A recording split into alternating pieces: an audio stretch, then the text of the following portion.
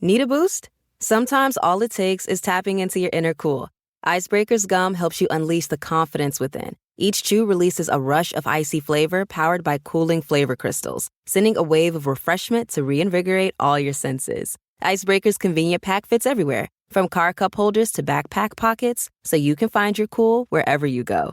Grab Icebreaker's gum online or at a store near you. Looking for something smart, soulful, and full of heart? I'm Jen Hatmaker, host of For the Love, the podcast where we talk about what really matters. Love and family, faith and purpose. Every week, I'm joined by incredible guests for honest conversations that invite all of us to live with more intention, more laughter, and more connection. Join us on For the Love wherever you get your podcasts.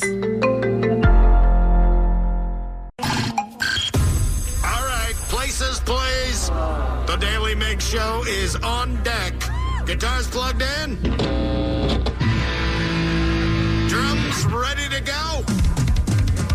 Chickens. They're clucking. Other animals. And action. This is the Daly Migs Show on The Rock with Taryn Daly and Steve Migs. While listening to the Daly Migs Show, please refrain from any unnecessary finger gesturing. 99.9 KISW. Good morning, Rockaholics. Happy Thursday. And also, happy false summer. I know, dude, what the hell? I was just thinking that this morning, I'm like, what's the weather going to be like today? I'm like, holy crap, 2 days ago, we got severely sea-teased.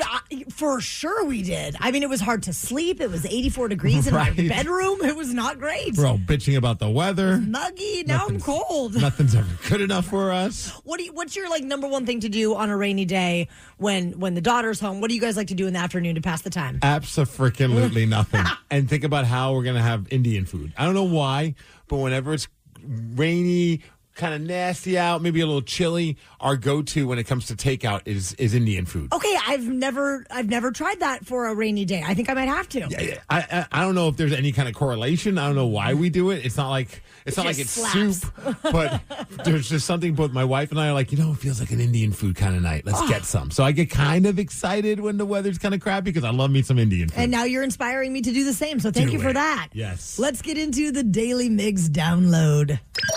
Knowledge is power. So give us 5-ish minutes and we'll give you, some interesting stuff you can talk about at work. This is the Daily Migs Download. AKA the DMD. Here's your daily dose of doings happening in the world. And the DMV is brought to you by Palace Law. And today's National Cheese Day, but I want to go back to Indian food for a second, if you don't mind. Go for it. What's your dish of choice? Oh, it really just kind of depends on how I'm feeling for the day. I don't really have a favorite dish. I've liked everything I've ever tried. Yeah. I'm down with whatevs. What about you? What's your inspiration? I mean, my number one go-to is like a chicken tikka masala. Oh, yes. But also, I do love the butter chicken. Butter chicken is like the goat, I feel like. So there's a pizza place that's pizza/Indian food called Pizza Twist. Put Twist. the Indian food on the pizza? Yes. Oh. So they have a butter chicken pizza. God. For the... Like our household at times, like mostly my wife and my kid, they're plant-based weirdos. I know I dabble in that too a little bit. They have a tofu version of that. Whoa. So it's a butter like tofu, but it's like kind of made to be like chicken. Okay. It's so freaking good. Follow-up question. Is the pizza crust just regular pizza crust, or is it more like non-pizza crust? That would be pretty awesome if it was like non-pizza crust. But no, it's just regular pizza crust. And it's so... Pizza Twist in Puyallup is one of my favorite places to get pizza. Sign me up. It's like a weakness sometimes. When my daughter brings it up, I'm like, all right, yeah. And they have like chicken wings, but they have Indian food flavored ones too. Oh. It's like a mashup you didn't know you needed until you have it, and you're like, I kind of like this mashup. Here we are, 6 a.m., craving Indian food. So happy National Cheese Day. Hey, I guess it's just so we don't have to talk about that Mariners game. You can't win them all, but man, when you lose 7-1, that does sting a little bit. It looked good at first. J.P. Crawford hits a home run with the first at bat, and then everything went to crap after that. Mariners did not play very well, but you know what? They're still in first place. They're still up by 2 games. Up next with them, they're heading to Detroit to take on the Tigers. Brian Wu will be getting the start on Friday. And some encouraging news for us Mariners fans that love us some big dumper. Cal Raleigh expected to begin his rehab assignment in Everett on Sunday. Yeah. That's going to be crazy. Go Aqua Sox. And then after that, he's going to head to Tacoma. I think he's going to be playing in Tacoma sometime next week as well. I saw some of the Tacoma Rainiers making some posts about checking out Big Dumper wearing the Tacoma Rainiers jersey. Kind of want to get a big a Cal Raleigh Rainiers or Aqua Sox jersey. Absolutely. It's going to be bananas at those parks. Yeah, oh, dude, it's going to be packed. It's going to be so awesome. He's been out since May 14th. He had an oblique issue, but he has been running, swinging, and catching, so things are looking good for Big Dumper. Not so oblique anymore. Okay, that was pretty good.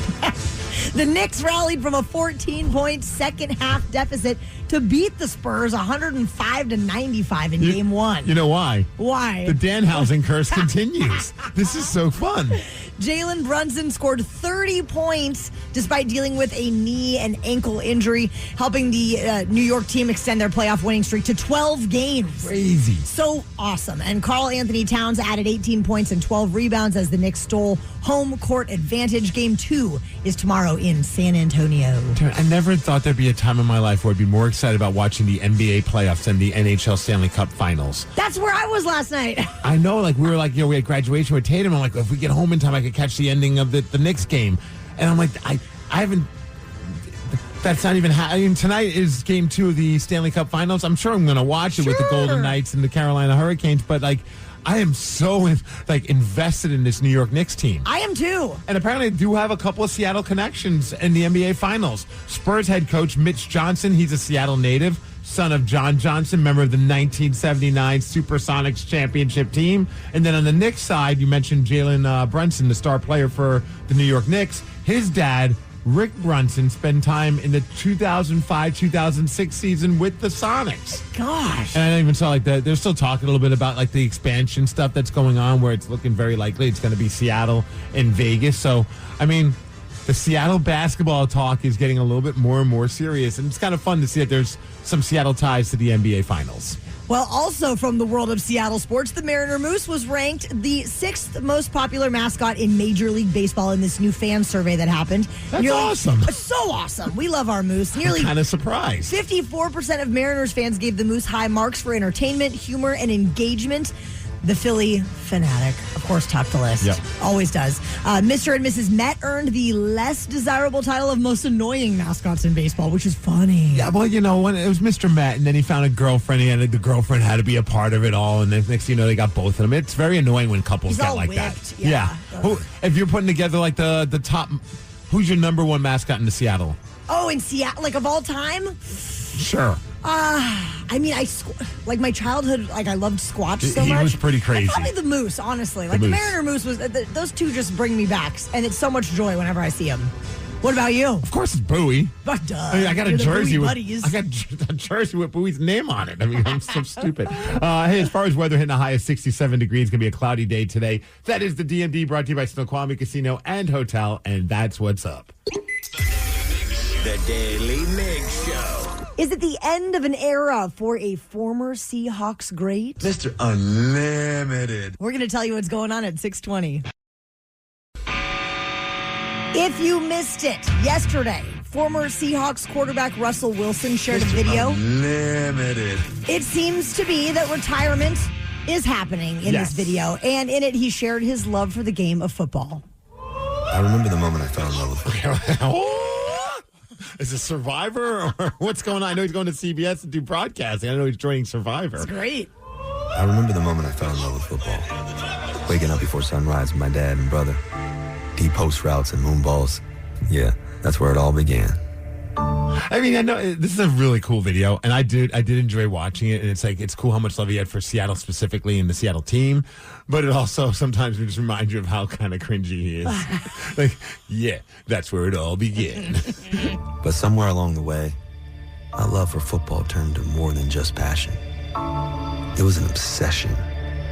You've been my joy, my peace, my safe place. You taught me discipline, faith, and resilience. How to keep believing no matter the circumstances. You've given me purpose and opportunity. Opportunity to inspire others and create change. To continue to evolve the game, not just for me, but for the next generation of ballers. You've also given me the greatest gift of all. Family. I thank you, football. I thank you, I thank you, I thank you. I am forever grateful.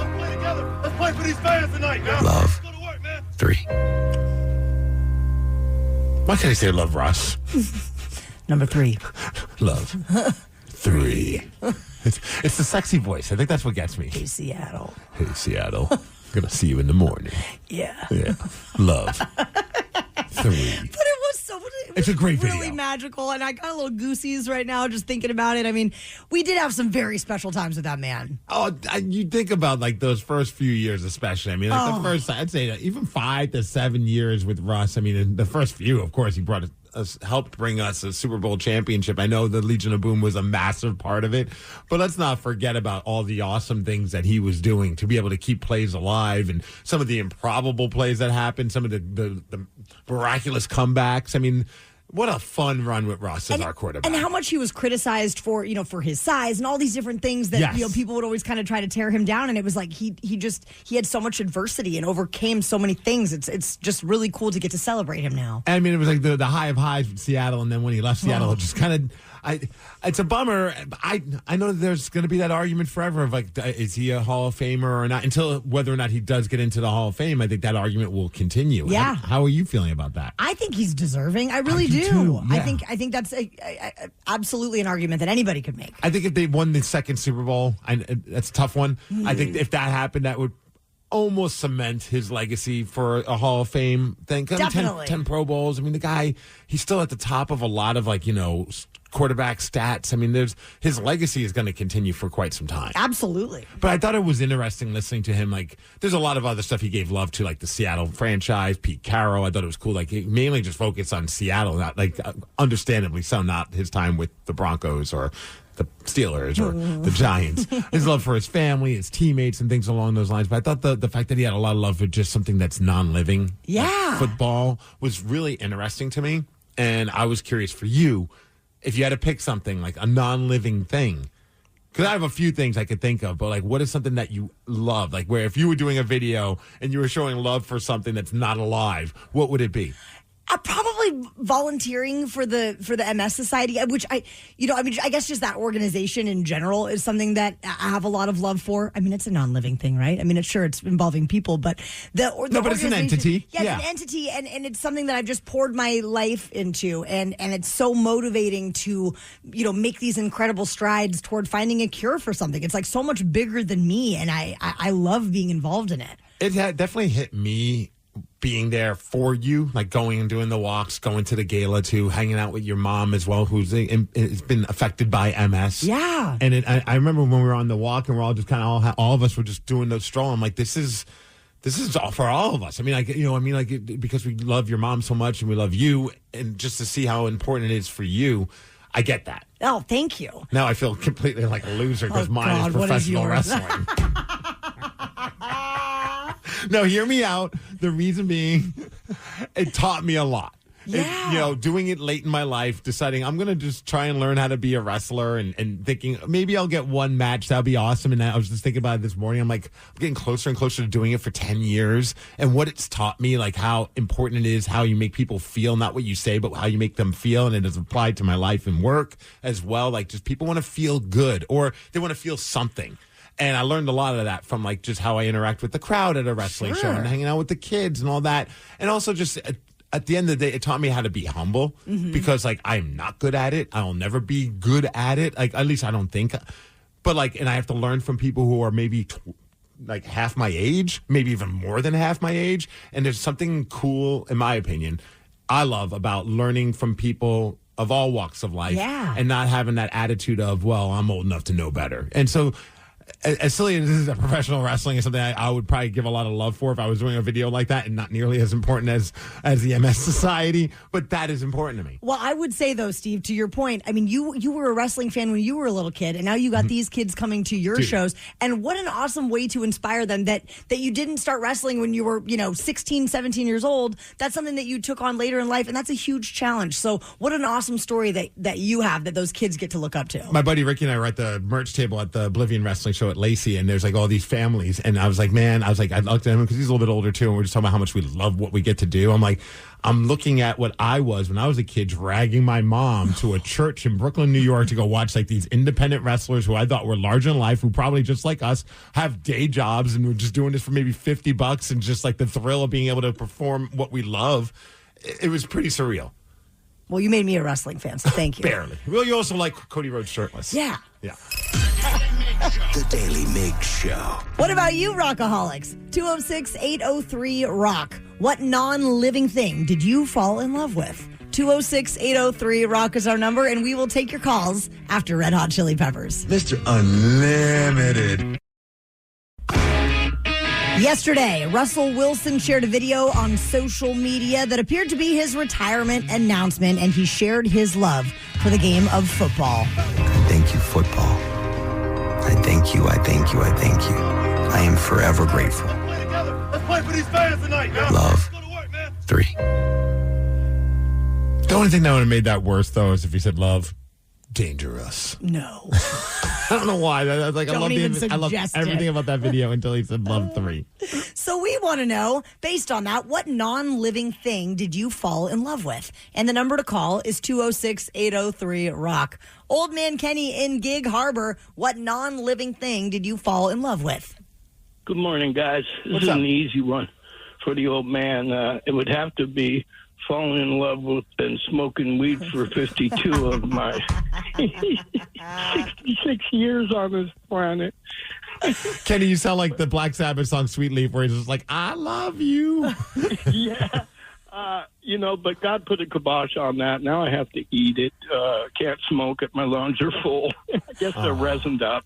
So Old Man Kenny, back in the day, I feel like back in the day, there was just good weed and bad weed, and now there's like crazy weed out there. Do you have a favorite type of weed?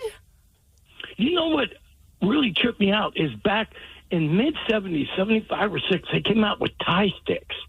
And it looked, it was wrapped on a stick, and it was grown hydroponically, but I always wondered where that went. Once hydroponics came in and the green ganj came in and stuff, I never seen Thai sticks after that. This is the first I've ever heard of them. You only got $10 for a stick. You probably got a joint worth tied on, looped around. It was really crystally, tasted so good, but I know it had to have been grown indoors somewhere and then tied onto those sticks. But yeah, Thai sticks. Thai sticks. At first, I thought he said Tide, like Tide Pods. Oh, I was like, wait a second, what kind of crazy stuff were you doing back in the day, Kenny? I've never heard of those. This is an educational show. Looking at the text message at 206-803-ROCK, the non-living things that we're in love with. Someone said, similar to Taryn, I fell in love with advocacy while my son was sick with leukemia. I learned how bone marrow registry is desperately lacking donors in the communities of color. We learned that many people of color have less than a 10% chance of getting a match for a transplant. So I started advocating to get people to join the bone marrow registry. It's a simple cheek swab, and that's from our friend Rose in Tacoma. Thank you, Rose. That's a great thing for people to know. And then on the flip side, my cast iron skillet. I've had relationships come and go, but that pan has been with me for the last 17 years. I mean, cast iron skillets are pretty dope. I like this one. My Roomba. I named it Dusty. That's cute. See, I always wanted a Roomba until my wife sent me like an Instagram video of what happens with a Roomba when you have a puppy that maybe has an accident or two in the house. And you guys do deal with that from time to time. And it was at that moment where I realized I never want a Roomba. Yeah, I'm with you. I'm just too nervous that it's going to backfire and we're going to have big problems and a big cleanup. I love this one. Non-living, my smoker. I bought it during COVID, and now I spend more quality time with brisket than I do with some of my relatives. Ooh, I could get down with some brisket right now. My non-living thing that I love is Russell Wilson's cringy Subway commercials. LOL. No, not those. Oh, gosh. I went back to find it when I saw that text, and I forgot So these commercials were just him talking into the camera about a sandwich, and they were so cringy that they eventually got rid of the they got rid of the product. Yeah, they stopped carrying that sandwich. Hey, you want to split this Subway sandwich? It is my signature sandwich. Again, he's talking to nobody. Like he's talking to the person on the other side of the screen that you're watching it on. It's called the Danger Witch, and it's dangerously good. Be careful, though. It's spicy. You ever done anything dangerous? Oh, jeez. That is dangerous. I've done something like that, too. Listen, one time... never mind. That's too dangerous. My Danger Witch, it's only in the vault. That's our little secret. I do love how people then made videos of him doing that video, and then it would cut to like a woman with like duct tape over her mouth being like tied up to a chair, like with little captions being like, "Let me free Russ." It is very like villainesque. It's weird. Spicy. No, it's just spicy. The Daily Migs Show. Do you think you can take down Steve Migs? This guy's got 155 wins, 90 losses, and 42 ties in 2026. 206-803-ROCK is our number, and we will play Beat Migs at 650. Ever walk past a place for rent and wish you could just take a peek inside? Maybe even explore the layout. Envision the natural light streaming through the windows. Or plan where your vinyl record collection would go. At Apartments.com, you can. With tools like their 3D virtual tours, you can see the exact unit you could be living in. Really envision yourself in your new home with Apartments.com, the place to find a place. The Daily Migs Show presents the most popular radio game on this side of the speaker. Let's play Beat Migs. Beat Migs, don't be a loser. Whoa! Beat Migs, you're a loser. Who is ready to beat Migs? I know Alan from Seattle is. Alan, are you there? I am. Good morning. Good morning, Alan, and goodbye, Steve. Get out of here, sir.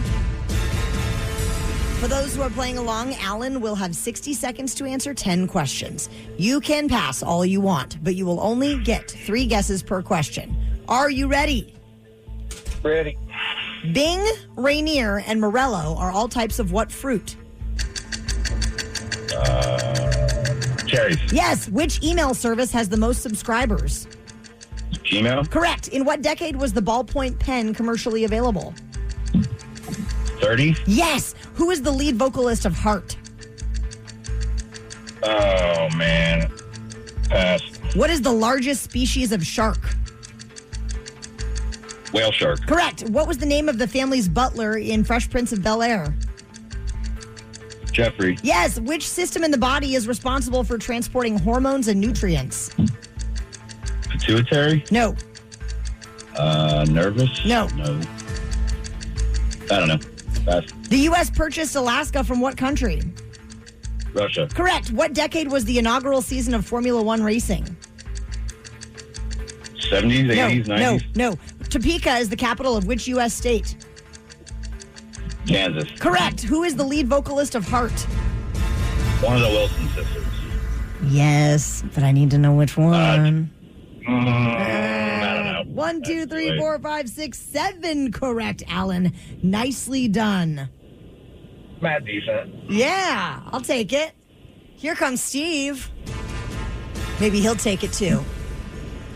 Goodness.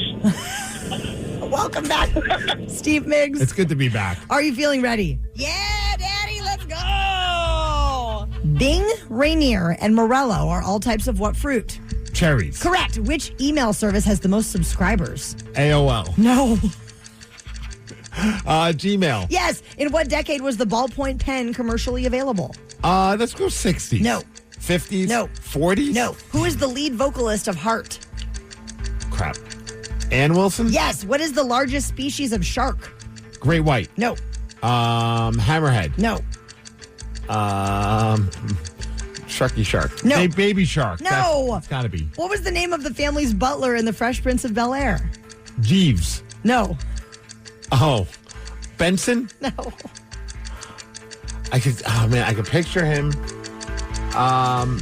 Farnsworth? No. Which system in the body is responsible for transporting hormones and nutrients? Your liver. No. Your kidney. No. Your stomach. No. The U.S. purchased Alaska from what country? Russia. Yes. What decade was the inaugural season of Formula One racing?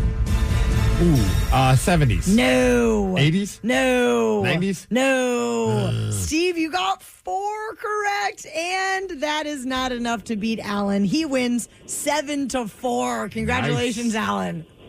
Good game, Steve. You too, my friend. Big win. Wow. Terrible loss. The decade that the ballpoint pen was commercially available, the 1930s. Okay, I was going in the right direction at least. Definitely. The largest species of shark is the whale shark. Oh, yeah, I would have Never guessed that. I mean, I asked this yesterday at Career Day, and one of the kids got it right. So, well, isn't that special? The name of the family's butler in Fresh Prince of Bel-Air, Jeffrey. Damn it. Yes. Did you ask that at the Career Day? I did not ask that. I don't even know if they know the Fresh Prince of Bel-Air. Probably not. The system in the body responsible for transporting hormones and nutrients is your circulatory system. Yep. And the inaugural season of Formula One racing was the 1950s. One that you did not get to, Steve Migs. It's a geography question. Let's see how you do. Topeka is the capital of which U.S. state? Kansas. Look at you. Look at me. You're getting better every day. Thank you. The Daly Migs Show. Something got you bent, and now you need to vent, or you did something bad and you need to repent? Well, slide into our VMs. Yeah, baby, it's time to slide into our VMs. On the Daly Mix Show.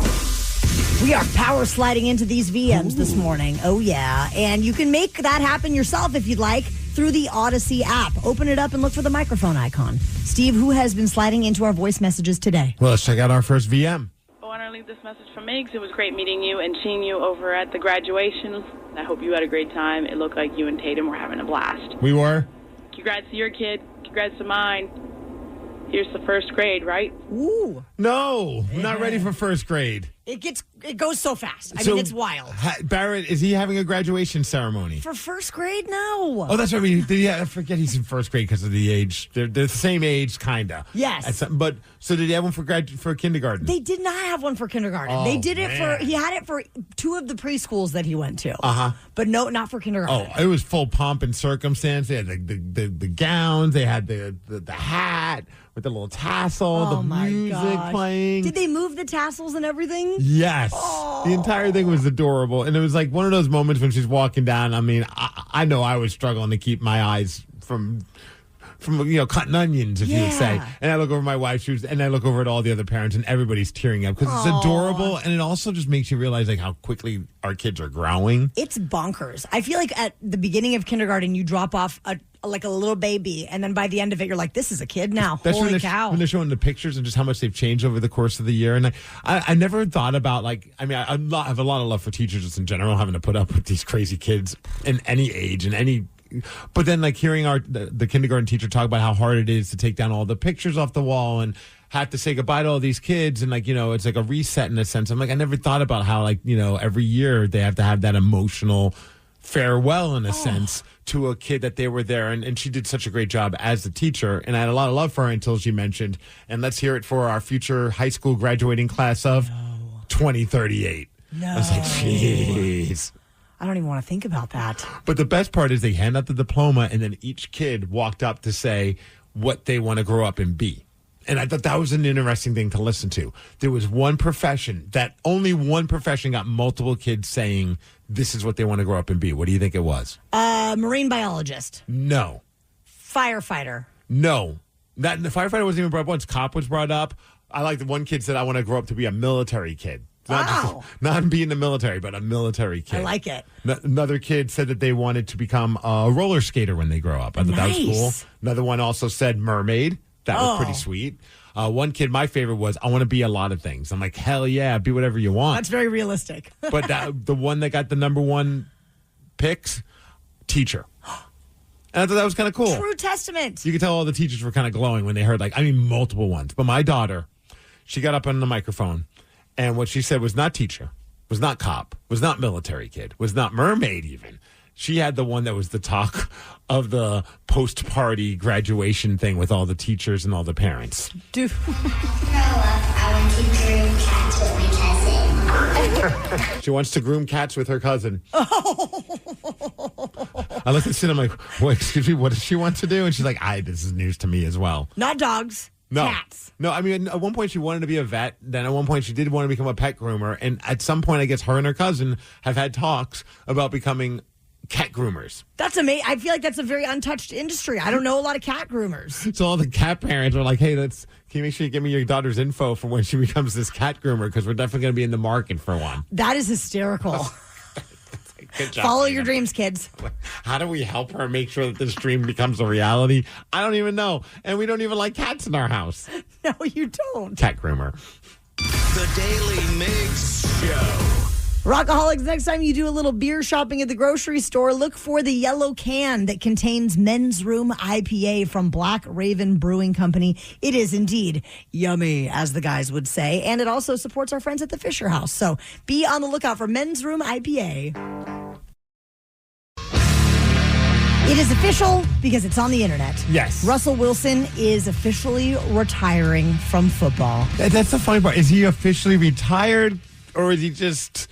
The video's like, I'm done playing football until a team has an injury and needs a quarterback. That could be. He never says retiring, but I saw a lot of his old teammates were commenting on the video post, and he was commenting back, and they were pretty much saying, "Oh, congratulations on a great career," and he never said, "I'm not done yet." Well, I guess we'll just have to see what happens. I feel like it is a retirement video, though. We do know that he's going to be appearing in the broadcast booth next season for CBS Sports, which is really cool. But in the video, he also did talk about the people who helped shape his life. To every coach who believed in me, he helped shape me into the man I am today. To Coach Carroll, thanks for taking a chance on a young 5'11" black kid from Richmond, Virginia that was told he was too small to ever make it in the NFL. We knew what winning was like. It was crazy to think about back then. Like, it was like, he's 5'11" or he's 5'10" and a half or whatever it is. He's not going to be able to see over the offensive line, the defensive line. He did okay. He did all right. There were moments where, maybe if he was a couple inches taller, it would have been better. But I thought it was interesting that, like, he only picked Pete Carroll to give love to. It wasn't like, and to Sean Payton, go F yourself for not believing in me. And to every teammate I've had the privilege of sharing the locker room with, thank you for the sacrifices, the brotherhood, the memories. None of this is possible without you. To every fan who supported me, through the highs and the lows, your belief, your energy, and your passion meant more than you'll ever know. Are you going to unburn that jersey that you burnt? I didn't burn it. I gave it away. I took it to the thrift store. To our 4 beautiful babies, I hope I'm able to give you what my father gave me. That feeling, that dream for greatness, that belief to look at yourself no matter what the world says and still say, why not you? There will be moments in life where people tell you you're too small, too different, or just simply not enough. Don't let others cast their fears of greatness upon you. Keep your faith strong. Keep your heart strong. Wake up every day believing you can do great things. I love the message that he's saying there. It's just with the piano. It's very dramatic. It does. It's like, are we making a movie or are we just saying goodbye to people? What's going on? Dad, I thank you. I thank you for showing me what is possible. I thank you, Mom, for your unconditional love. I thank you, Harry and Anna, for your unwavering support. I'll be honest, I had to Google, who the hell is Harry and Anna? Who is Harry and Anna? You don't know Harry and Anna? No. What's wrong with you? It's his brother and sister, apparently. I was like, I don't know who Harry or Anna is, but I was like, why? I thought they were maybe like some 2 good friends that they have, like, dinner with. Harry and Anna. And I thank you, C. I thank you, Sierra, for being my greatest blessing, my best friend, and my partner through it all. None of this journey called life would have been the same without you. He didn't thank his ex-wife for that incredible picture when he got drafted. Oh, my God. Do you remember that yes. picture? That was like one of the most iconic moments that, like... But no thanks. No, of course not. Of course not. I just thought it was a good piece, though. All in all. Just like definitely. The amount of love. And just, I thought it was cool how much love he did show for Pete Carroll.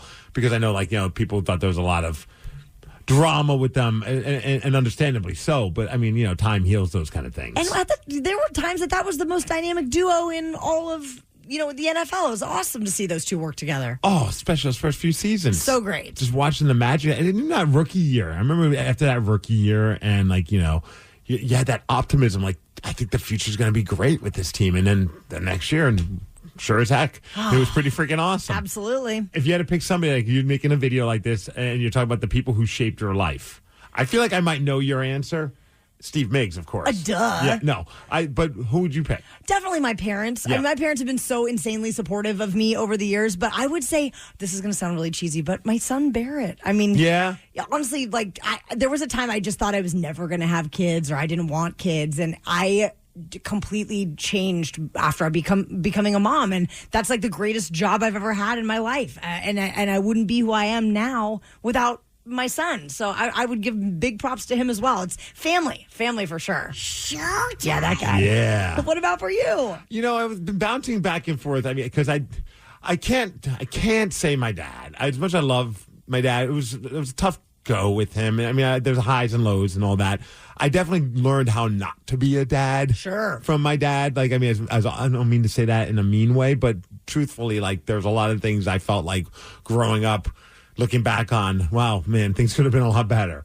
And so I think about those things when I feel like maybe I'm falling into that mode because that's how I was brought up. Yeah. So in a roundabout way, sure, he helped shape me in what not to do with my daughter. And I feel like that's very important. But I think about my grandpa. My grandpa was just like, he was salt of the earth. He was very rough around the edges. He just spoke and said things and then just kind of had to deal with the repercussions after. But he never said it out of spite, hatred, being mean. He was just this gruff dude from Italy.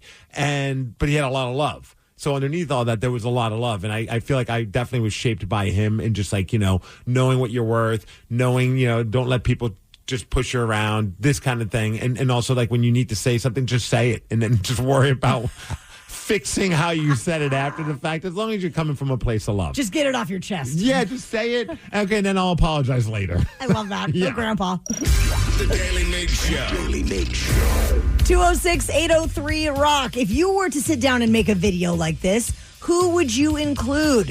Who shaped you into who you are? 206-803-ROCK is the number to call, and we will take your calls after The Offspring. Russell Wilson shared a great video yesterday on social media, making it official that he will not be returning to the football field this next season. But in the video, he was also talking about the people who really shaped his life and got him to where he was. And so we wanted to know, if you were to make a video along these same lines, who would you include? Who shaped you into who you are? Yeah, because he had Pete Carroll, he had his parents, of course, his brother siblings, and sister. Which Harry and Anna. Duh. Everybody knows that. Everybody knows Harry. And I feel like, I bet after people watched that video and he mentioned Harry and Anna, didn't say who they were in the context of it all, I got to imagine a bunch of other knuckleheads like myself went on Google and like, who are Harry and Anna in relation to Russell Wilson? So we would like to hear from you. Who shaped you into who you are? 206-803-ROCK is the number to call, the number to text. Drew in Gig Harbor, who is it that shaped you into who you are? Hands down, my two older brothers. Oh, okay. This is great because I feel like later on in my life, my brother definitely became someone that I would reference as a big influence. So why for you? Okay, so, you got to say your mom or your dad, but it was my older brothers that taught me not to be a bad word. Okay. Be a Richard. Yeah. Well, that's a good life lesson to get from your bros. Yeah, specifically, he taught me not to ask my mom dumb questions about where things are. And that really set me up for success. Is it because they asked a lot of dumb questions and they realized it's just not worth the headache? Exactly. And they were tired of listening to me ask the questions, too. Do they know that they've had such a profound impact on you? They do, yes. That's cool. Yeah, that is awesome. I don't have older siblings. I am the older sibling. I hope that my siblings would say me. I don't know. I bet they wouldn't. I mean, they'll say mom and dad. They might say Barrett. You know what's so funny? Your son. My younger siblings, they learned what not to do from me. Absolutely. So honestly, that's something to celebrate. No, I think about my brother. If you asked me back in my high school and younger days, even college, I'd be like, eh.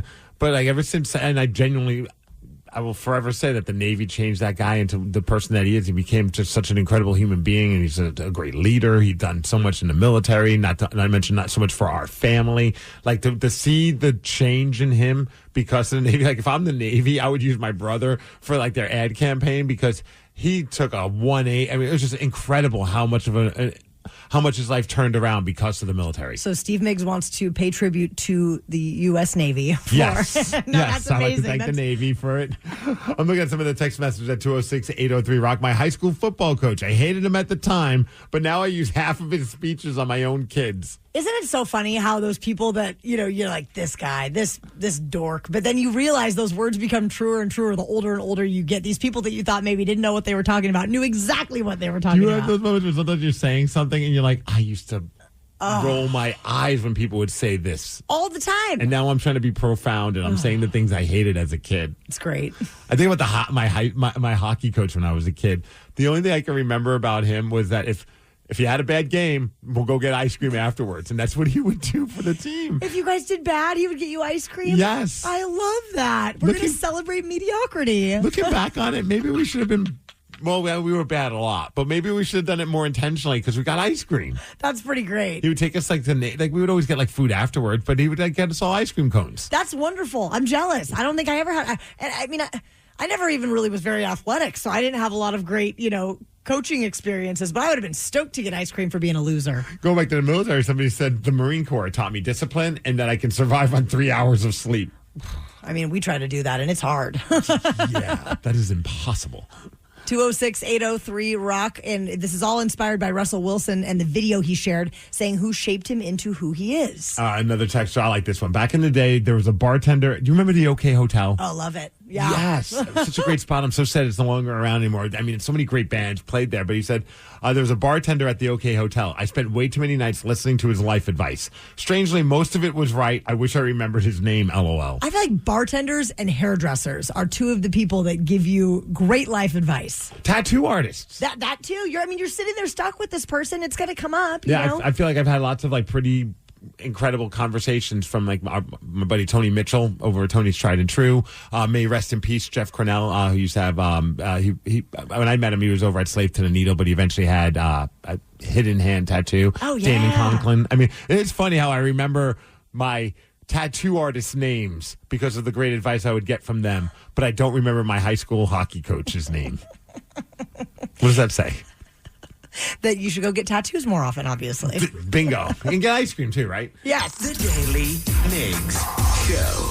Do you think that you have what it takes to beat Steve Migs? Maybe you tuned into the cheat sheet yesterday at 5:40 during the men's room to get a little help with 3 correct answers for the upcoming game. Steve, right now you have 155 wins, 91 losses, and 42 ties this year. Our number is 206-803-ROCK, and we will play Beat Migs at 7:50. At Valvoline Instant Oil Change, we perform an 18-point maintenance check with every oil change to help make sure you're good to go. Thorough and honest, come with no charge. The Daily Migs Show presents the most popular radio game on this side of the speaker. Let's play Beat Migs. Beat Migs, don't be a loser. Whoa. Beat Migs, you're a loser. Who is ready to beat Migs? I know Matthew in Duval is. Matthew, are you there? I am. Good morning, everyone. Good morning. Hey, Matthew, were you by any chance listening to the men's room yesterday at 5:40 to get that cheat sheet? Negative. Oh, you heard him. Matthew, man of integrity. Very honest. Integrity. All right, Happy Steve. Little Friday, everybody. That's right. Yeah, get out of here, Steve. For those who are playing along, 60 seconds to answer 10 questions is what Matthew will have, and you can pass all you want, but you will only get 3 guesses per question. Are you ready, Matthew? Let's get it on. The stripes on the American flag are white and what other color? Red. Correct. TBSP is the abbreviation of which kitchen measurement? Tablespoon. Correct. Who played the title character in Django Unchained? Fox. Yes. What German composer wrote Ode to Joy? Mozart, Beethoven. Beethoven, yes. Amadeus. In what 1970s year did the Mariners join Major League Baseball? 76, 77. 77, yes. The 2 bones in your forearm are the ulna and what other bone? Ulna and the humerus. No. Radius. Yes. Which TV show used Joan Jett's Bad Reputation as a theme song? The 70s Show. No. Simpsons. No. Pass. What drink is sometimes called the Green Fairy? The green what? The Green Fairy. A grasshopper? No. Mint julep? No. Pass. Yellowstone Lake is the largest naturally occurring lake in what state? Colorado, New Mexico. No. Yellowstone is in Montana. No, but you got 1, 2, 3, 4, 5, 6 correct, Matthew. Just fine. I was on a roll, been hit a You wall. were. And then it just crumbled. No, I'm kidding. Don't jet in the black hearts. It is time for Steve Migs to take his turn. Are you ready? Showtime. I did that clip for a texter who did not realize that is your son Barrett saying Showtime. They thought it was from like Lilo and Stitch or something like that. I was like, that's hilarious. That's just my little character. And that's from last year's Stanley Cup Finals. Oh, yeah. I got him really into it. Showtime. The stripes on the American flag are white and what other color? You have got, did you just have a hard day coming up with questions? No. Red. Yes. TBSP is the abbreviation of what kitchen measurement? Tablespoon. Correct. Who played the title character in Django Unchained?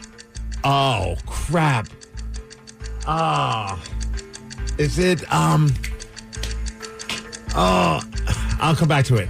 Which German composer wrote Ode to Joy? Tchaikovsky? No. Chekhov? No. Gorbachev? No. What 70s year did the Mariners join the Major League Baseball? 77? Yes. The two bones in your forearm are the ulna and what other bone? Ulna and the Thelma? No. The Una? No. The Anna? No. I don't Which know. TV show used Joan Jett's Bad Reputation as the theme song? I didn't know anyone did. I'm going to have Boy Meets World. No. Days of Our Lives. No. Fear Factor. No. What drink is sometimes called the Green Fairy? Oh, absinthe. Yeah, Steve, you got 1, 2, 3, 4 correct. And that is a loss. 6-4. Congratulations, Matthew. You beat Migs. I didn't even have to cheat. I know. Look at that. All right, Steve Migs, the German composer who wrote Ode to Joy, Beethoven. Beethoven. Is it Jamie Foxx? It is. It's Jamie Foxx. I mean, that movie is intense, too. Yes. The two That's bones. a Tarantino movie. The two bones in your forearm are the ulna and the radius. The TV show that used Joan Jett's Bad Reputation, Freaks and Geeks. Holy crap. I forgot. I remember watching Freaks and Geeks. I just completely forgot that was the theme song. Totally. Mm-hmm. Yellowstone Lake. This is one you did not get to. Yellowstone Lake is the largest naturally occurring lake in what state? Are you Googling it? No, I was actually Googling Freaks and Geeks, the cast, because I was like, Lake Ontario. No, it's in Wyoming. Lake Freaks and Geeks. Freaks and Geeks. So you watched that show pretty religiously? I mean, I would say I watched it quite a bit. Yeah, I thought it was kind of a cool show. I was younger. I thought it was kind of a fun show seeing a bunch of younger people on a TV show. I've never seen a single episode. Really? Never. So Seth Rogen, Jason Segel. Oh. Yeah. All-star cast. Other people. You're really selling it, Steve. The Daily Migs Show. Well, I didn't have a chance to Google all the cast members. 206-803-ROCK is our number, and we have a simple question to ask you. And anyone can participate in this simple question as long as you call us now. And the number again, 206-803-ROCK. We will ask a very simple question after Weezer. Well, they do say that time flies when you're having fun. And just like that, Steve Migs, your daughter Tatum graduated. That is true. From kindergarten. From kindergarten, But we yes. also learned what she wants to do when she grows up. I want to groom cats with my cousin. Yes, she wants to groom cats with her cousin. Very specific. A noble career, for Right. sure. Doctors, psychiatrists, police officers, cat groomers. And after we talked about it earlier, we ended up getting some texts about her kindergarten graduation. Which I thought was fascinating because I think about like maybe before I had a kid, I also probably rolled my eyes when I found out kids have graduation ceremonies for kindergarten. But now as a parent, I did enjoy it. It was fun to watch. It was kind of a cool moment, and she loved it. All the other kids loved it. But some people have some hot takes about it. Oh, yeah. Wilbur said kindergarten graduation. This is something I don't understand one bit. You're the same school from 1st to 5th grade, not really graduating anything. You're just moving on to the next year. It's a little more significant going from middle school to high school. The next text we got after we talked about it earlier this morning. Sorry, but graduation from kindergarten is so dumb. They just play all day. To which I think I blew that guy's mind when I was like, well, yeah, but they also learn how to read and do math. He's like, in kindergarten? I'm like, yes. I've watched how my kid, I mean, yeah, we help at home too, but in kindergarten, they're learning how to read. That's kind of important. And then someone said, Migs, you're going to be 70 when Tatum graduates high school, right? No. How old are you going to be when Tatum graduates high school? Early 60s. That's still men. I should not be laughing. My husband's going to be an old man when Barrett graduates. I had to do the math. I'm like, well, how old will I be in 2038? Ooh. Not 70, thankfully. I think my husband will. Oh, my God. Is my husband going to be 70 when Barrett graduates? Probably. Holy doodle. But they say now 70 is like, you know, the new 60? Sure. Well, this all leads to our simple question.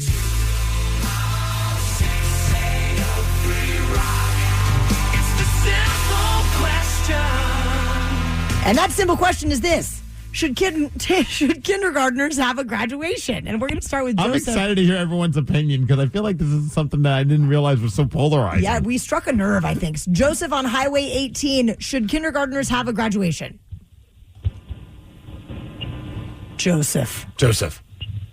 Joey. All right, we're going to hang up on Joe and we're going to check in. Best of luck to you on Highway 18. Let's check in with Matthew in Carnation. Matthew, should kindergartners have a graduation? No. No, not at all. No, I'm going to quote like my mom used to quote me.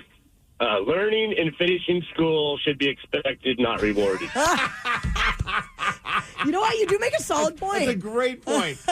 Josh in Seattle. Simple question. Should kindergartners have a graduation? Yeah, why not? Yeah, why not? No, I think it's just fun. I mean, I don't think anyone's like, no, I'm not going to be putting up her diploma, the fun diploma, like frame it and put it on a wall. But I think it's just a cool moment for kids. It's an exciting thing for your first full year of education. A big kid Unless school. you did pre-K, then you graduated from that too, I'd hope. A lot of graduations. Yes. 206-803-ROCK. Our simple question for Katie in Des Moines. Do you think that kindergartners should have a graduation? I think absolutely. I think a lot of them haven't had like that structure of sitting down and learning. And they're still so little and hyper and want to play. So I think it's important to celebrate them for completing that first year of school. And they're adorable. So it's super fun to watch. It's fun for the pictures, too, because at one point we're going to have the picture of her from graduation from high school next to the one from kindergarten, and that's pretty cool. I love it. Congratulations, Tatum. And I did see one text said, I'm a pre-K teacher, and we do graduation to show that they've accomplished being ready for school. I think it's just fun, and parents enjoy it. I don't know why people are being so weird. Yeah, just let it go. It is funny how some people like on the text line just like, absolutely not. That is so stupid. It's like, okay. Listen, if you have a kid, just don't let it go through graduation then, And I guess. thank you for sharing. It is a safe space. The Daily Migs Show. KISW is 55 this year, and we are having a party on August 30th that you are cordially invited to. All you need is a ticket in, and you can grab those at KISW.com for the Black Crows. It's our own version of a graduation party, right? It is. Yes. I guess you're right. Yeah, 55. So get those tickets and all the info on our party at KISW.com. Everyone knows social media is a time suck, and what you're about to hear proves it. If it's online, someone, somewhere, has an opinion and is whining about it. So let's get straight to the comments.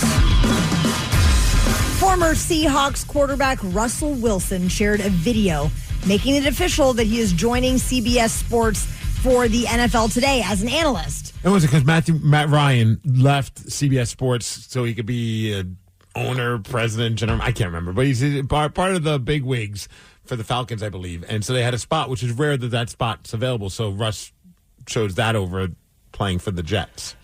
Well, although he didn't outright say it, it does kind of sound like it's a retirement thing happening as well, especially if you watched the video where he thanks a lot of people and shares his love for the game of football.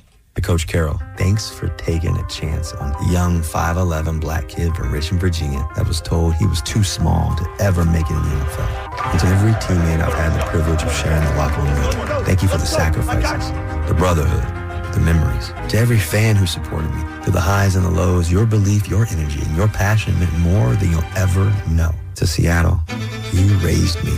Not just all the wins and crazy loud games, but also the forever memories after we won the Super Bowl. I thank you, football. I thank you, I thank you, I thank you. I am forever grateful. Let's play for these fans tonight, man. Love. 3. It's fun though, like now, like on all like the different sports Instagram pages that I follow, they're showing like old clips of Russ when he was in his prime, and it just kind of gives you goosebumps. Where does it say he's... Oh, sorry. where it's just like he's just dominating. Absolutely. And many had, of course, the need to voice their opinion on Russ's video, so that means we have to go straight to the comments. And I figured, well, who better to read it than another well-loved quarterback that at one point had to retire and get into the world of broadcasting? Eli Manning, Peyton Manning. No. Tom Brady. Yes. Aha. I guess I could have gone with that. I think there is a Peyton Manning robot out there. I don't think there's a robot Eli, which is, that's a whole other conversation. We've got a bunch of these comments about Russ calling it a day, joining the broadcast world, as read to us by robot Tom Brady. Are you ready for the first one? Oh, yeah. Where does it say he's retiring? If he is retiring, he doesn't deserve to have to exit this way, especially while the league is still kissing Aaron Rodgers' ass like he's Joe Montana. Well, in all fairness, the Steelers still see value in Aaron Rodgers, and nobody wanted to give Russ a chance to be a starter. Yeah. I mean, I think it's at the end of the day, I don't think Russ has the ego to want to be a backup to, especially if the rumors were true about them, the Jets wanting him to be the backup to Geno Smith. Yeah, that's not going to fly, I don't think. No. Broncos country, let's retire. Oh. I know earlier we talked about the dangerous sandwich being a cringy moment, but maybe this was even cringier. One more time, Broncos country, let's ride. Broncos country, let's ride. Broncos country, let's ride. And I love that because he did it in front of a green screen. So many people just took that video footage and put him in like the weirdest situations online. It was pretty epic. Like, what are you doing with your voice? I don't understand it. What are you talking about? Broncos country, let's ride. Let's ride. Let's ride. Let's ride. I feel like that was the start of the downfall, coming up with a slogan. Yeah. Sweet. I can wear my Russ jersey again. Go Hawks. Oh, that's you. You wrote that, right? I have to go back to the thrift store and find it. Legendary career. Hard to see it end the way it did. Getting old sucks. Dude, that is so true. Getting old does suck. It does. You think about, I know later we're going to talk to John Ryan at 9:30, former Seahawks teammate to Russell Wilson, also, great friend of the show. And I know he's a guy that played for a long time, and then when he was done in the NFL, did the CFL. It's a tough thing, I think, at some point to be like, I got to call it quits. I just can't do it anymore. Well, I think everybody dreams of going out when you're like absolutely at the top, but that's just not really that's not very reasonable, to have that goal. It's like you're chasing this dragon that you're never going to catch. Had you on my fantasy roster for the past 3 years. Thanks for the 23 total points. Well, that's your fault. Yeah, that's not Russ's fault. That's your fault. You're just a bad GM. First ballot Hall of Famer if he handed it off to Marshawn. Yeah. Why do we always have to go there? Yeah. Thank you, Russ. You brought happiness to Seattle sports fans everywhere. Major part in shaping the franchise into what it is today. You're a legend to us. Please retire with us, Russ. All love, my man. Dude. I do hope he does that one-day contract thing that a lot of players... I mean, John Ryan did it, too. That would be fantastic. I think it'd be silly not to. And I know as a Nicky Minori, he wears number 3. Like, I wonder if that's going to change it. It's overthinking it. If they bring him back. Well, I mean, not that. Day. I was just thinking, like, then soon after that, you would imagine they're going to want to retire that number at some point. Sure. Football does not thank you, Russ. You and stole money from franchise by being a bum on the field and not holding up your end of the bargain. You needed to do better and leave while you were at the top. Damn, Tom Brady. A bum on the field. Wow. That definitely must be signed a Denver Broncos fan. Yes, we're reading some of the comments about Russ Wilson. It seems like he's calling it a day in the world of football, as read to us by robot Tom Brady. Not a Hall of Famer. Lost the Super Bowl directly by throwing an interception after Brady threw 4 touchdowns against the Legion of Boom. That's the thing. There's much people want to give him a hard time about that game. It's like, also the defense fell apart because of injuries. Yeah. And one more comment about Russ? Let's do it. You could play for the Jets or you could retire. Russ is like, post a video. I'm out. Yeah. The lesser of two evils. I don't want to go there. The Daily Migs Show. Did you hear that this well-known celebrity did the shoey? I'd never heard of a shoey until today. We're going to tell you all about this Australian tradition during What's Trending after Beastie Boys. As you get out there into the world today, you might want to know what's happening in pop culture. And there's a lot.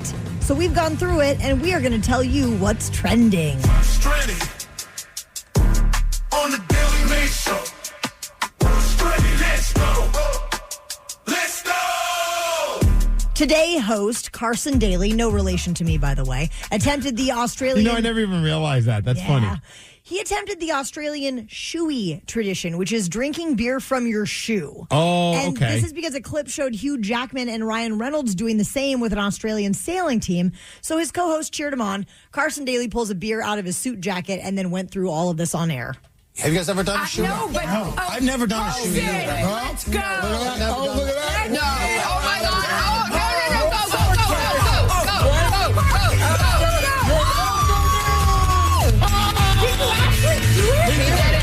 I'm just disappointed on how immature these people are. We would never do anything like that. Have you ever done a shoey? I have not done a shoey. No. Have you? No. Should we?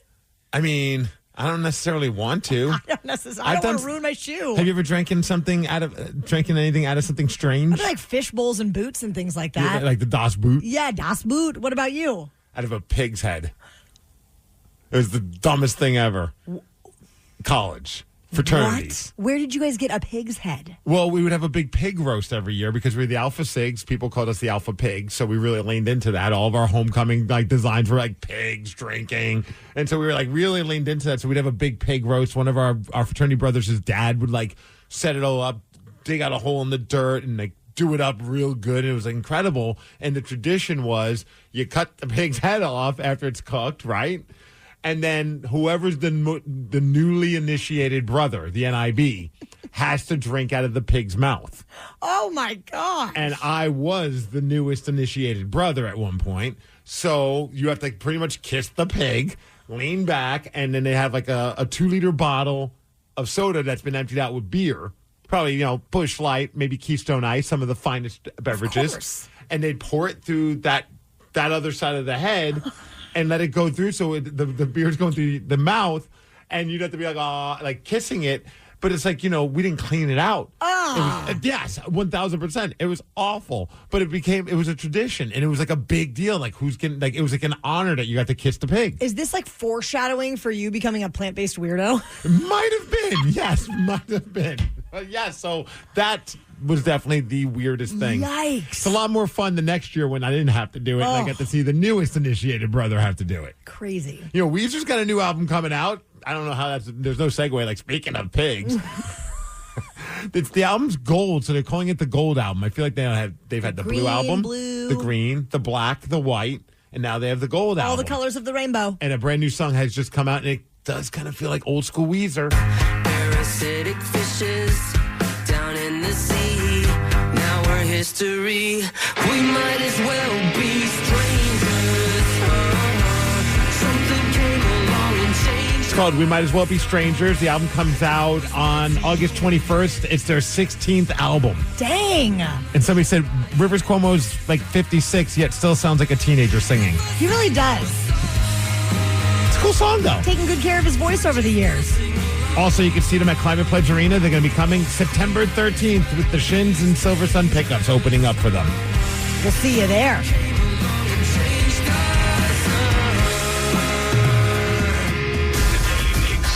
The Daily Migs Show. Do you think you are smart enough to take down Steve Migs? So far, 2 people this morning have been able to do that. 155 wins you have, 92 losses, and 42 ties. 206-803. Rock is the number to call, and we will see if you can beat Migs at 850. Ever walk past a place for rent and wish you could just take a peek inside? Maybe even explore the layout. Envision the natural light streaming through the windows. Or plan where your vinyl record collection would go. At Apartments.com, you can. With tools like their 3D virtual tours, you can see the exact unit you could be living in.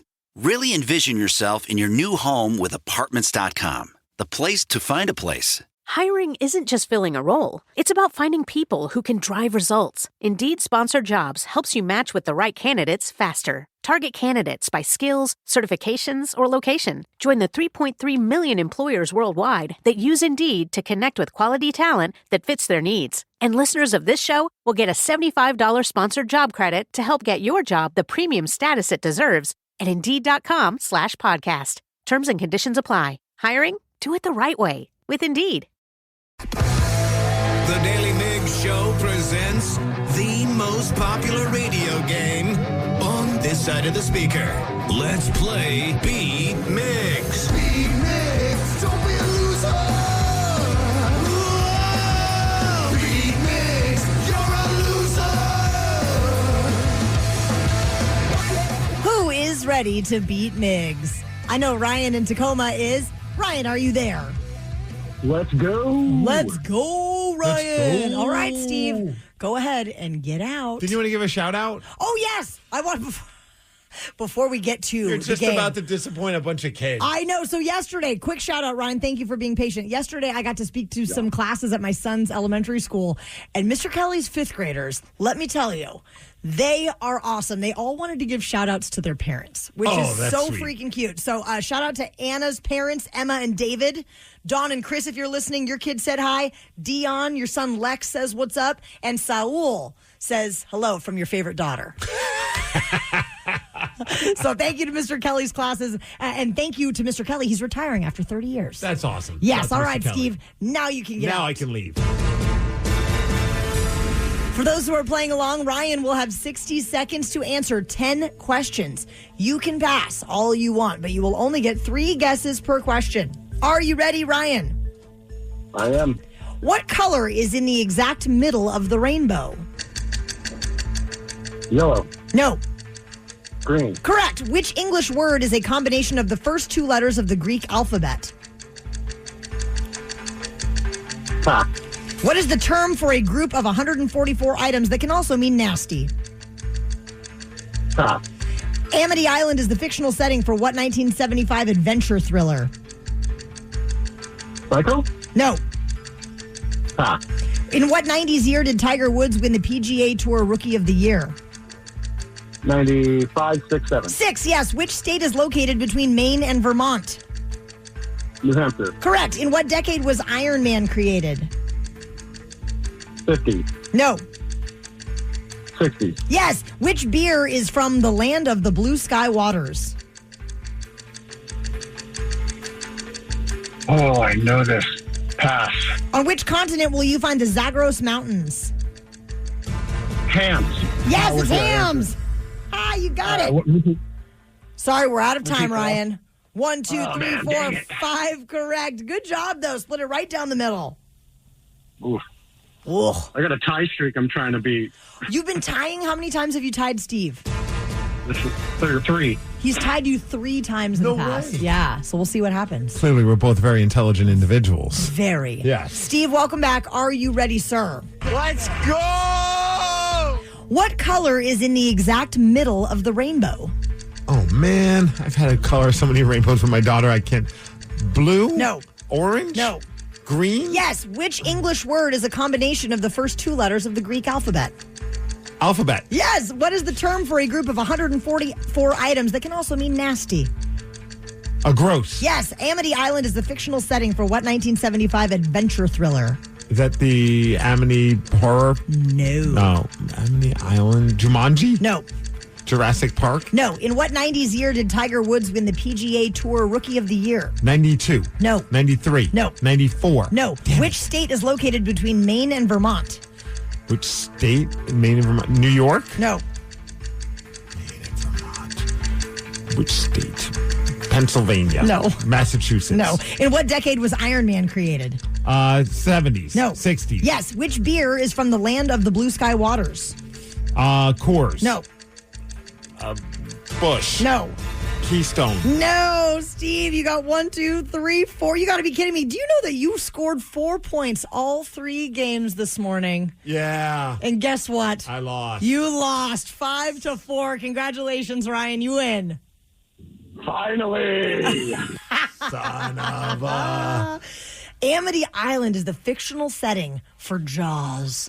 Oh. Yeah. Yep. And I know you just got a new Jaws shirt last week. Yeah, I already ripped it. Of course. I shrunk it and I tried to stretch it out after I watched it again. And I'm like, got a little too aggressive and it just tore. And I'm like, well, there's $25 down the drain. Whoops-a-daisy. In the 90s year that Tiger Woods won PGA Tour Rookie of the Year, 1996, Okay. in between Maine and Vermont, you will find New Hampshire. And the beer that is from the land of the blue sky waters is hams. Hams. Did you ever mess with hams? I don't think I ever had Ooh. hams. One that you did not get to. On which continent will you find the Zagros Mountains?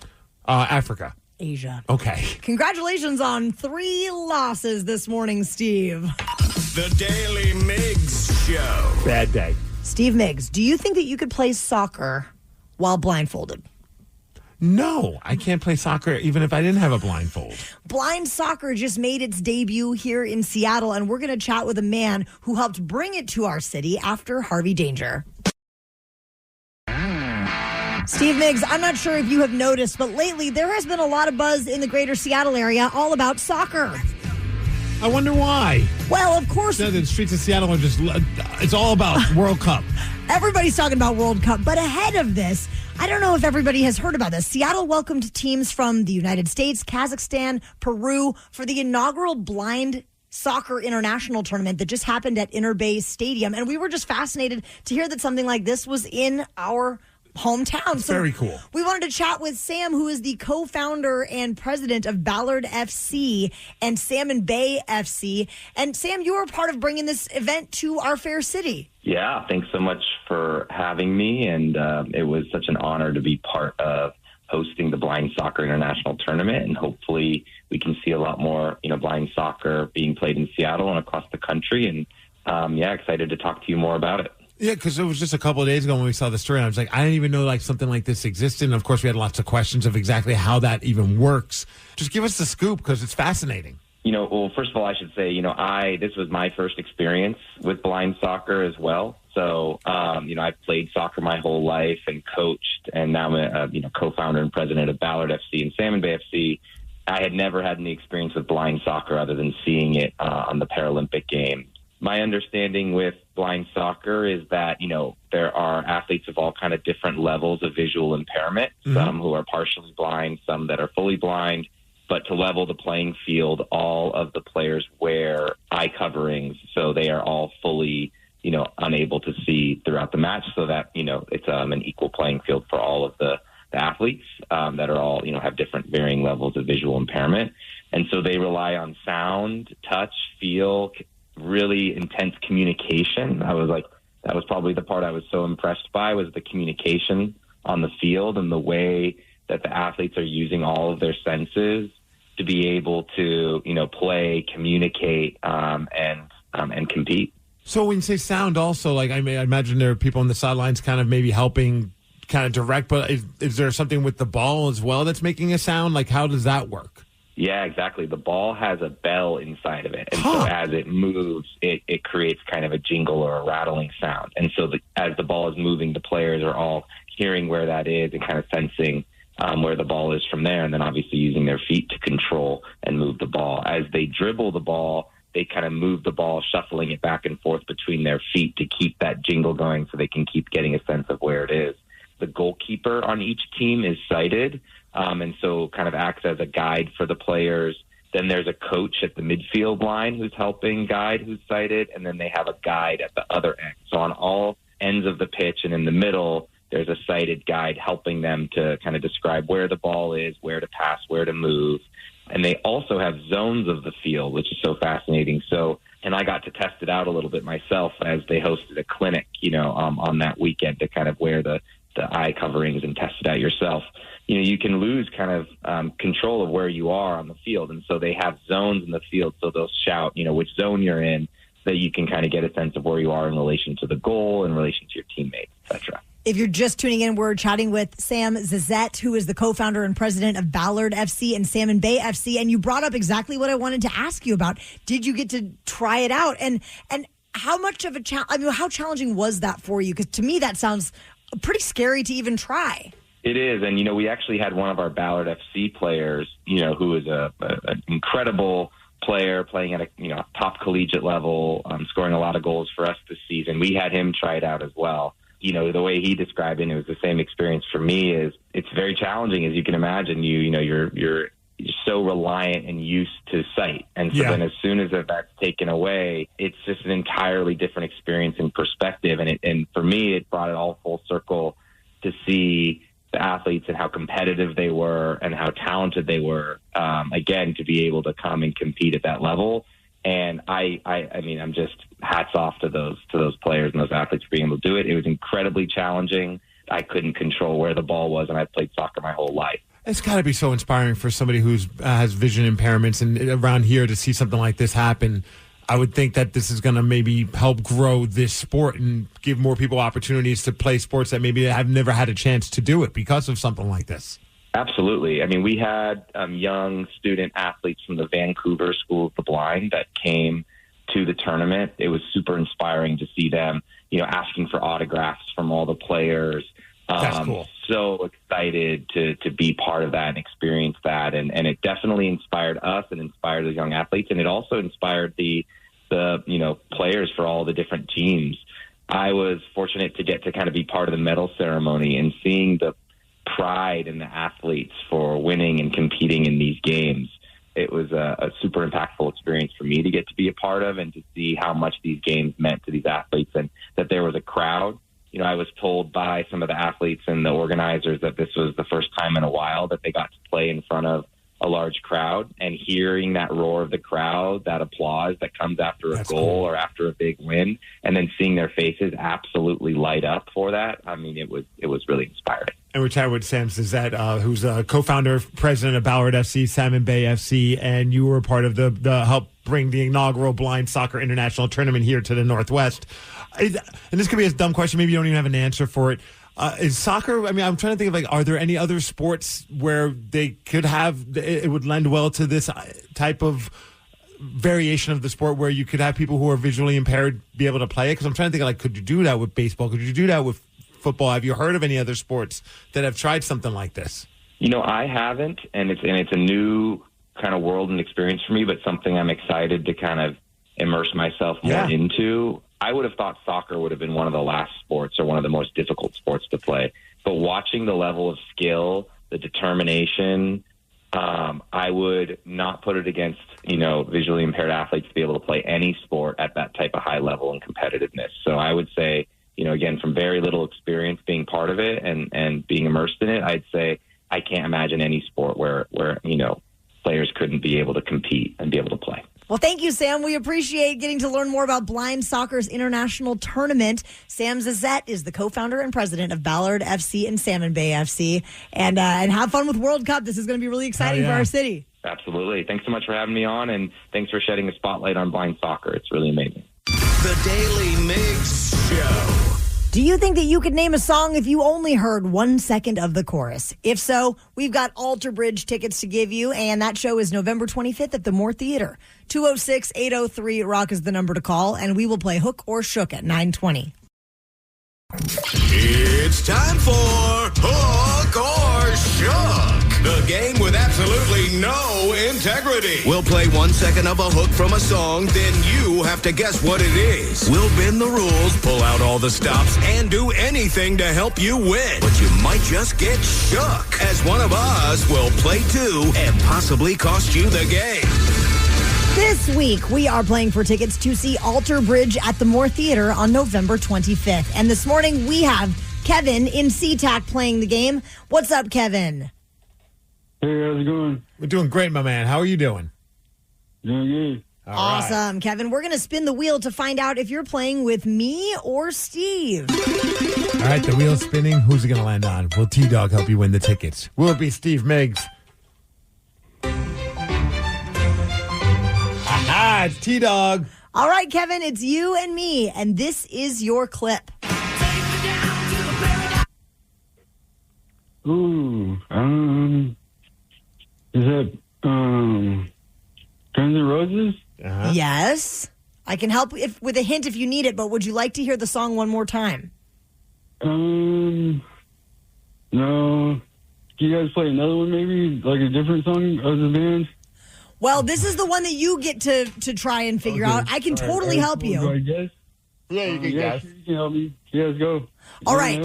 So the song is 2 words. The second word is like the word for like a big town. Oh, like a big town? Yeah. Like a Paradise City? Yes! Nailed it. Come on, Kev. You need another song. You're amazing. In all the years that we've done Hook or Shook, no one's asked for a new song. I love that. You did great, Kevin. Well done. But now it's up to me to help you win these tickets to see Alter Bridge. Don't mess it up. I am ready for my clip. Oh, that would be lit. My Own Worst Enemy.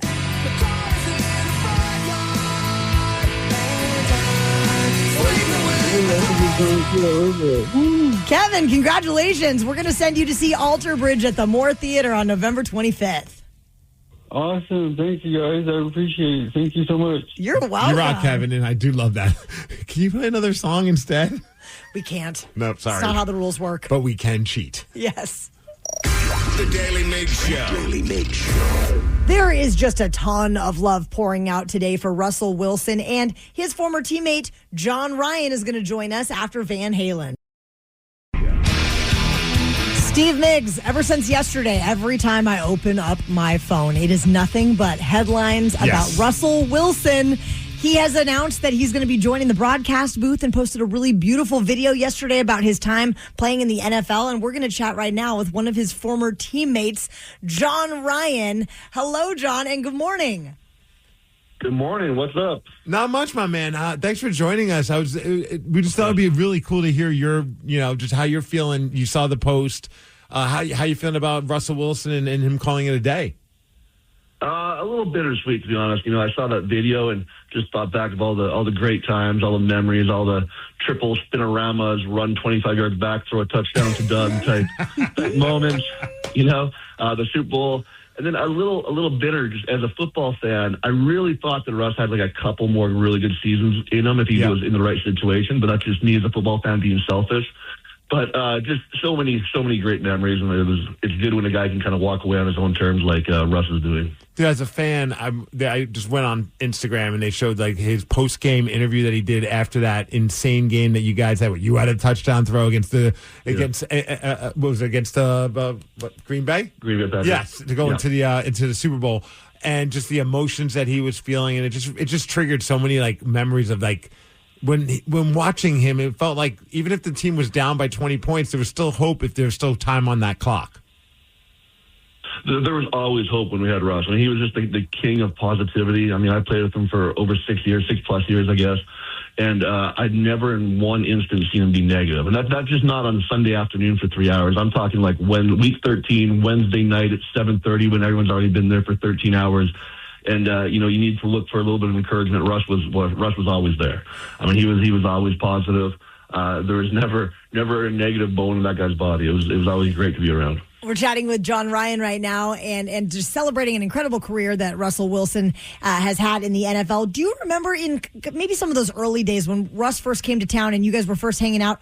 What was it like in those early days getting to know Russell Wilson? Well, when Russ got there in 2012, it was like he was really there to be the backup quarterback. We had just signed Matt Flynn, and I just remember in training camp just being like, Matt's obviously going to be our guy. As training camp went on, it's like, what? Who is this? Who's this little number 3 kid? You know what I mean? Like, who is this guy? It's like, you couldn't quite put your finger on it, but he just had that X factor. Just like I want this guy to be our quarterback. And as it kind of played out, he kind of took over that starting role. And we kind of just saw that, that positivity. It didn't matter that he was a third-round draft pick rookie who was there to be our backup quarterback and turn into a starter. He was just always, as I said, always positive, always a guy that you wanted to get behind. So it was just kind of that attitude, that you just kind of really kind of want to support. And, you knew that guy was just a natural born leader. And we're chatting with John Ryan, former Seahawks. Great. And also, I mean, when you called it a day, you did sign with the Seahawks again for 1 day so you could retire as a Seahawk. I hope that Russ is going to do that whenever he makes it fully official. Could take us back to when you decided, okay, I'm done. I'm done playing football. That had to have been, I mean, I think I'm just speaking the obvious. It had to have been tough to make that decision, because like Father Time is undefeated. But like, can you take us back? Like, how tough of a decision was it for you to say, you know what, I'm done playing football? I think my decision was slightly different than Russ's. Russ was, a superstar quarterback making $50 million a year. I was playing in the Canadian Football League, living in a hotel in Edmonton, making $26,000. So I think our decision process might have been a little bit different, So, but no, I just remember I kind of when I was almost 41 years old and I knew that the time was coming to the end, and I knew that it was just time to walk away. It was one of those feelings people say, you'll know when you know, and it was one of those things where I just knew. So there was no moment where you're like, maybe one more year. Like, it was just like, I'm done, Dundee. No, yeah, as I said, a little bit different. Like when I'm like, well, should I book the hotel for another 6 months and make $20,000, or should I call it a career? So I decided to call it a career. John Ryan, when players graduate, when players retire, a lot of people have graduation parties or retirement parties, things of that nature. Do retirement parties happen in the world of football? Yeah. I mean, when I had the 1 day contract to Seattle, I obviously had a bunch of friends over to Dino's. Migs was there. I was. But, when I played my very last game in the Canadian Football League 2022, I had 15 guys that I had played high school football with. They'd all come to the game. I had family come to the game, and then just kind of a big party after. So I'm assuming Russell's going to be a little more glamorous than that, than having his buddies come in a white 15-passenger van. But I think that he'll probably definitely have a big party. And we're talking with John Ryan. John, I know you're talking about how Russ was always positive, but was there ever a time where you saw him get really pissed off? And if so, can you share that story with us? You know, I wish there were, because I was trying to think this morning, kind of thing. Now, you got, as this kid say, all up in your feels about everything, and thinking back on all the Russell stories, and trying to think back of a story where he was being negative, or he was, being frustrated or throwing something. And I literally cannot think of one instance in the 6+ years that we played together. So I wish I had a great story of him throwing a temper tantrum or something, but I just can't think of anything. So, okay, then what was, like, when you think that you're up in your fields, what's, like, that first memory that you think of, like, your favorite, like, moment with him? Was it a certain moment in a game, or just something that happened, like, maybe behind the scenes? I remember, there's something at Russ, but, his generosity, coming in every Christmas Eve and having 2 first-class tapes anywhere we could fly in every single person's locker, to him doing that every year. The time that he spent with the children at the Children's Hospital, just so much stuff like that. But there's one instance that I remember in 2013. We were 7-1. We were playing Tampa Bay, who were 0-7. They're coming to the CenturyLink. Like, if the game's over before it started, everyone would think. And we get down 21-0 real quick. And it's at the 2-minute warning, and we're down 21-0. And Russ just kind of went down the bench real quick. And he came up to me, and I remember him just looking in my eye and just saying something to me, and just being like, I just remember thinking, like, this game's over. Like, we're down 21-0, but this game's over. Like, Russ is in that mode right now where it's done. And we came back and we won in overtime 27-24. And we kind of look back at that 2013 season. No one really thinks about that game, but, had we lost to an 0-7 team at home and become 7-2, and all of a sudden things look completely different for the rest of that season. But I just remember that exact, like, instant in time where it's probably 5 seconds and just thinking, like, this kid is different. We already seen him for a year and a half, but this guy is different. He's just going to pull it out for us today, and I just knew it, and he did. That's awesome. John Ryan, thank you for joining us this morning to chat about Russell Wilson's awesome career. I know we're very excited to see him in the broadcast booth because we know he's going to add a lot to that this next season. For sure, yeah. I can't wait to see him up there. John, thanks for taking some time out with us. It's always great catching up, and I'm sure we'll talk more during the season. Absolutely. See you guys soon. Take care. The Daily Migs Show. Rockaholics, our 55th anniversary could not be complete without a party. So we've called up the Black Crowes, and they are going to play for us at Tulalip Amphitheater on Sunday, the 30th of August. You can grab those tickets over at KISW.com. The Daily Migs Show is built on the backs of legends. The Rockaholics. And some don't just listen, they show up. They bring the moment. They win the day. They're the player of the game. And they earn the Daily Mix Game Ball. It's a fun little tradition we have around these parts where we give out a game ball every day. So, Steve Migs, please do us the honor of letting us know who's going to get today's Daily Migs Show game ball. Well, earlier we were talking about how my daughter graduated from kindergarten, and then we ended up talking about kindergarten. We got a great call from a guy by the name of Matthew in Carnation, and he gets our game ball. Well, they do say that time flies when you're having fun. And just like that, Steve Migs, your daughter Tatum graduated. That is true. From kindergarten. From kindergarten. But we also learned what she wants to do when she grows up. Yes, she wants to groom cats with her cousin. Very specific. A noble career, for sure. Doctors, psychiatrists, police officers, cat groomers. And after we talked about it earlier, we ended up getting some texts about her kindergarten graduation. Which I thought was fascinating because I think about, like, maybe before I had a kid, I also probably rolled my eyes when I found out kids have graduation ceremonies for kindergarten. But now as a parent, I did enjoy it. It was fun to watch. It was kind of a cool moment, and she loved it. All the other kids loved it. But some people have some hot takes about it. Oh, yeah. One person said, sorry, but graduation from kindergarten is so dumb. They just play all day. To which I think I blew that guy's mind when I was like, well, yeah. But they also learn how to read and do math. He's like, in kindergarten? I'm like, yes. I've watched how my kid, I mean, yeah, we help at home too, but in kindergarten, they're learning how to read. That's kind of important. Let's check in with Matthew in Carnation. Matthew, should kindergartners have a graduation? No, I'm going to quote like my mom used to quote me. learning and finishing school should be expected, not rewarded. You know what? You do make a solid point. That's a great point. Everybody is getting a game ball, okay? Everybody. The Daly Migs Show. There's a man who demanded $20,000 ransom for a truck full of cattle. We're going to let you know how that worked out for him during the Daily Migs download after Lincoln Park. Knowledge is power. So give us 5-ish minutes, and we'll give you, some interesting stuff you can talk about at work. This is the Daily Migs Download. AKA the DMD. Here's your daily dose of doings happening in the world. And the DMD is brought to you by Palace Lawn. Today's top story is a text that we just got. Said, can you do the birthday song for my daughter, Madison, from Sean in Marysville? She's 9 and loves Beat Migs. Can we? Of course. See, can we? Is there one for Madison? It's your birthday today. Madison! They did one for Madison. It's her 9th birthday. Madison! Let's celebrate. Celebrate. We lose control and you cut the cake. The night is yours. Destiny. Wait for share toast with your closest mates. It's your birthday today. Madison. And also Brett, my friend Brett from Be Jolly Lotion. It's his birthday today, too. He's been hanging out in the studio with us. So happy birthday, Brett. That's awesome. All right, let's talk about what's going on in the world of sports. Sadly, your Seattle Mariners are no longer on a winning streak. It ends at 8, but you know what? What a great run. They weren't able to sweep the New York Mets, and I'd say at least they made a game of it, but that would be an absolute lie. They did not make a game out of it. We had a home run to start things off by J.P. Crawford, and then everything else went to Turd City. We ended up losing 7-1, but they're back at it again tomorrow, off to Detroit.